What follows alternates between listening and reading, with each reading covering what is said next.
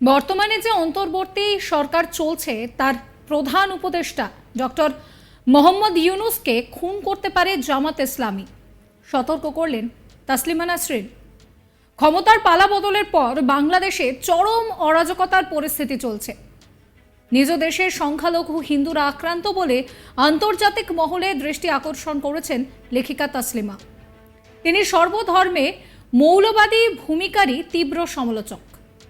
রক্তাক্ত গণ আন্দোলনের পর গত 5ই অগস্ট বাংলাদেশে পালাবদল ঘটে। ক্ষমতাচ্যুত শেখ হাসিনা ভারতে আশ্রয় নেন। নির্বাসিত লেখিকা তাসলিমা নাসরিন নিজের ফেসবুক পোস্টে বিস্ফোরক মন্তব্য করেছেন।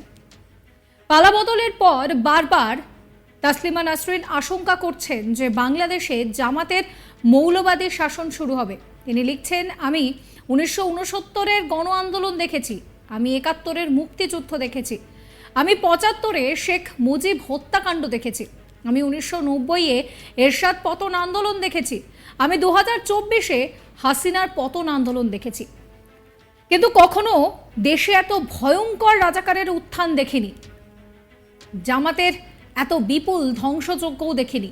মনে হচ্ছে ছাত্র আন্দোলন সম্পূর্ণ ছিল জামাতিদের হাতে দেশ দান করার আন্দোলন। জামাতিরা যেন দেশের সমস্ত জাদুকর, ভাস্কর্য, মুক্তিযোদ্ধাদের ভাস্কর্য, ছবি, স্মৃতি, বীরশ্রেষ্ঠদের যা কিছু স্মৃতি, শেখ মুজিবের বাড়ি, মিউজিয়াম, সমস্ত কিছু ভেঙে গুঁড়ো করে দিতে পারে, পুড়িয়ে ছাই করে দিতে পারে। জামাতিয়ারা হিন্দুদের এবং সংখ্যালঘুদের বাড়ি পুড়িয়ে ছাই করে দিয়েছে। ইউনূস সাহেব ছাত্রদের খুশি করতে বলেছেন যে তিনি ছাত্র হত্যার বিচার করবেন। একবারও বলেননি যারা দেশ জুড়ে ধ্বংসযজ্ঞ করেছে তাদের বিচার করবেন। তাহলে কি তিনি চাইছেন 71-এর মুক্তিযুদ্ধের ইতিহাসকে নিশ্চিহ্ন করে দিতে, শেখ মুজিবের সমস্ত স্মৃতি গুঁড়িয়ে দিতে?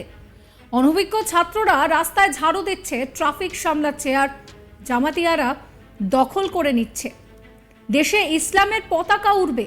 ইউনূস সাহেবদের জামাতিদের আদেশ পালন করতে হবে, নয়তো জামাতিদের হাতে খুন হতে হবে।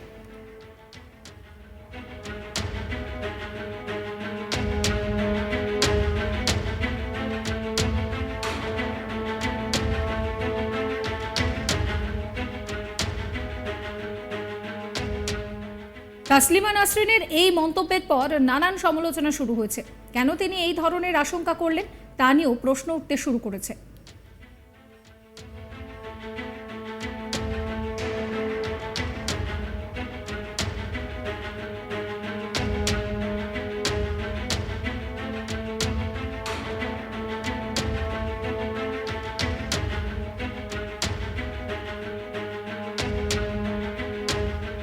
এই মুহূর্তে দাঁড়িয়ে অন্তর্বর্তী সরকারের মেয়াদ কতদিন হবে তা এখনই নিশ্চিত করে বলা যাচ্ছে না।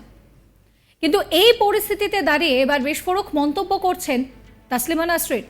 বর্তমানে যে অন্তর্বর্তী সরকার চলছে তার প্রধান উপদেষ্টা মোহাম্মদ ইউনূসকে খুন করা হতে পারে, আর সেই খুন করতে পারে জামাত ইসলামী, সতর্ক করলেন তাসলিমা নাসরিন।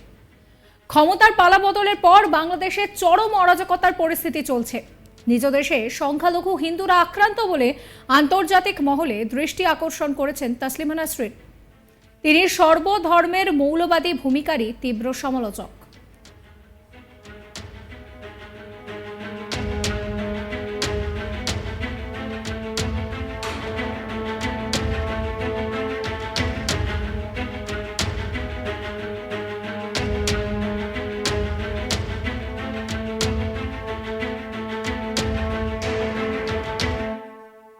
রক্তাক্ত গণ আন্দোলনের পর গত 5ই অগস্ট বাংলাদেশে পালাবদল ঘটে। ক্ষমতাচ্যুত শেখ হাসিনা তিনি ভারতে আশ্রয় নেন। নির্বাসিত লেখিকা তাসলিমা নাসরিন নিজের ফেসবুক পোস্টে বিস্ফোরক মন্তব্য করেছেন।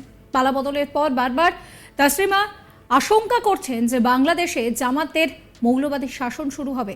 তিনি বলছেন যে তিনি গণ আন্দোলন দেখেছেন 1969-এর, 71-এর মুক্তিযুদ্ধ দেখেছেন, 75-এর শেখ মুজিব হত্যাকাণ্ড দেখেছেন।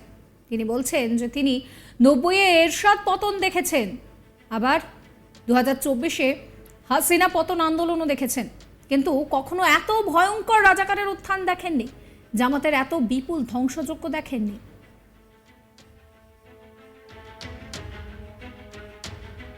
সাবস্ক্রাইব করবেন আজ তাক বাংলার ইউটিউব চ্যানেলকে।